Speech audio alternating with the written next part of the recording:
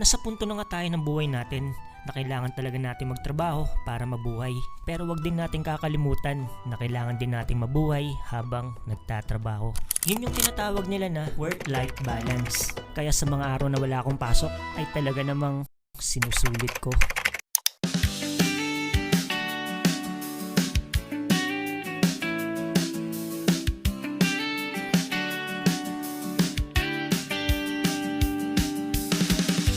Isa nga sa mga paborito kong puntahan ay ang mga waterfalls. Bukod sa sariwang hangin na malalanghap mo dito, ay nakaka-relax din tignan ang tubig na kusang bumabagsak mula sa itaas ng bundok.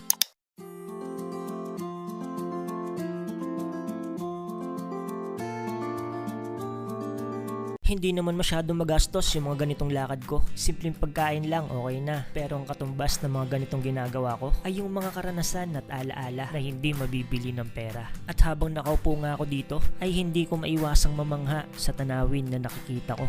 Pero bukod pa sa mga ganitong lugar, may mas magandang tanawin pa ang pwede nating makita. Walang iba kundi ang sarili mo. Tignan mo lang kung nasan ka na ngayon. Malayo na rin mula nung nagsisimula ka palang mangarap. May kanya-kanya tayong landas na tinatahak sa buhay. Pero hindi ito karera. Kaya enjoy lang sa biyahe. Hindi baling mabagal. Ang mahalaga, umuusad.